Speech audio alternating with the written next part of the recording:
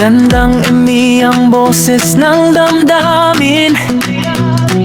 Tulong at kalingap ang laging unahin.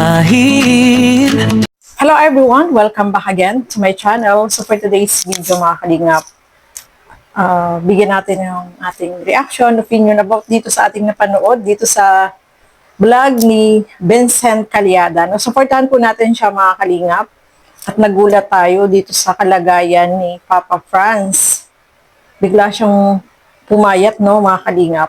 So pag-uusapan po natin sa video na ito. Pero bago natin simulan yan, huwag niyo pong kakalimutan mag-subscribe. Val Santos Matubang, Kalingap Rob at Edna Vlog. Ang inyong lingkod, Gandang Emmy. Siyempre, supportahan po natin Vincent Calyada. So, eto alamin natin mga kalingap, ano ba yung nangyari dito kay Papa Franz? Bakit bigla siyang bumagsak ang katawan? Tara, panoorin po natin ang video na ito. So, naglapit ka na ba sa mga doktor na pwedeng maano yan? Hindi, nung una, nakadalawang laboratory na kasi ako. Nung una pa lang, yun nga, mataas yung sugar ko.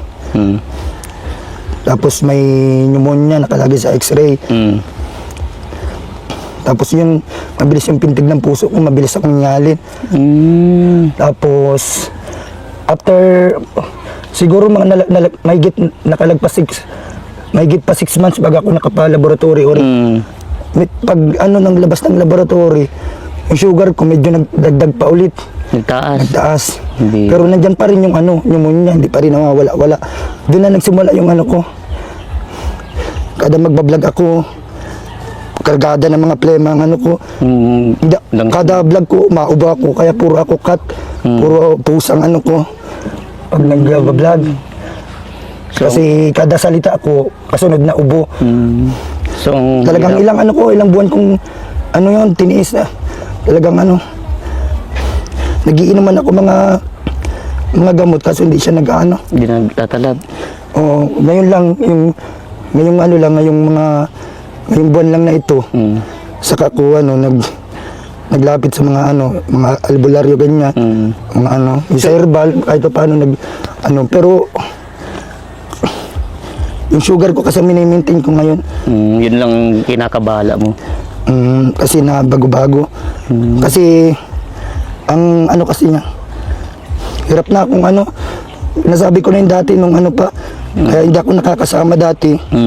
Pag nagmumotor ako, kahit dyan pa lang hindi ko na kaya mag-drive ng malayo kasi may time na talagang nanginginig na ako, parang nagka-nervous ako.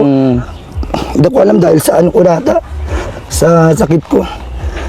Yung parang nagkaroon ka ng tapos anxiety. Bigla na lang nawawalang energy yung pa ako, hindi na ako makagalaw.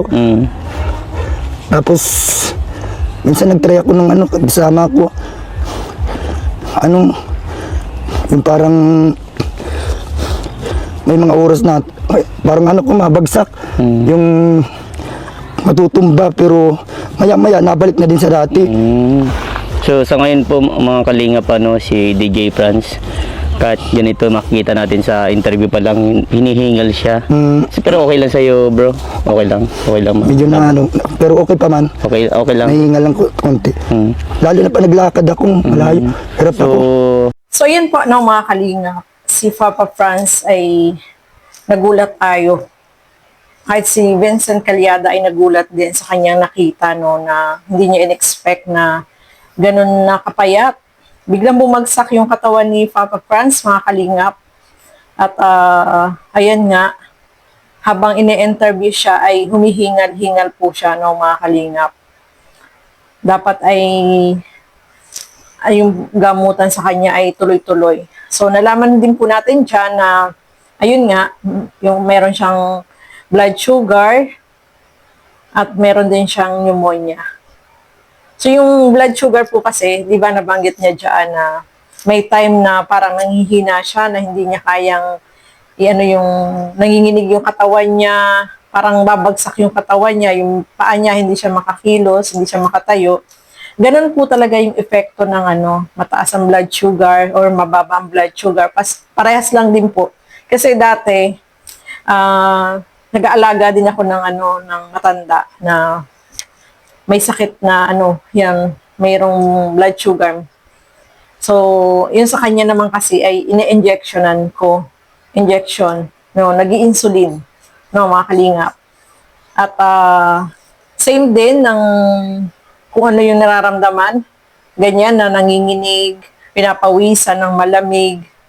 So, kailangan kapag ganyan, halimbawa, mataas o mababa yung kanyang blood sugar, pag bumaba, kailangang pakainin ng ano, ng chocolate, basta yung mga matatamis. At saka kapag ganyan na may blood sugar ka, lagi kang may baon na mga sweet or meron kang pagkain na dala.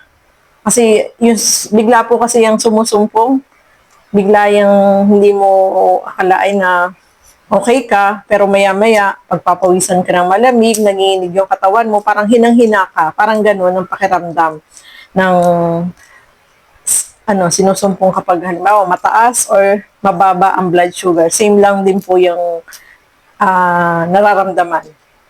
So, meron ding ano si Papa Franz, no? May pneumonia. So, kailangan magamot yan, no? Mga kalingap. Napansin din po natin na humihingal-hingal siya kapag nagsasalita siya. Hirap siyang huminga. So, kailangan talaga tuloy-tuloy yung kanyang gamutan. Sabi niya, pumupunta naman siya sa mga albularyo or nagpa-steam siya. Nagpa-steam siya. Napanood ko dati, nagpa-steam siya. Tapos umiinom siya ng mga herbal. So, nakakatulong din naman daw. Pero, mas maganda pa rin yung check-up tapos yung inom ng gamot. Kasi kapag ganyan, yung check-up kasi every 2 months, 3 months, ang ano niyan, check-up. May irereseta na gamot para tuloy-tuloy. Kailangan tuloy-tuloy yung pag-inom mo para gumaling ka, no, mga kalinga. So, nagulat tayo. Grabe si Papa Franz. Ganyan na yung kanyang ibinagsak ng katawan, di ba? So, kawawa po talaga siya, no, mga kalingap. Sabi niya, kaunting lakad lang niya sa pagbablog niya. Kapag ano, laging nagkakat kasi hinihingal siya.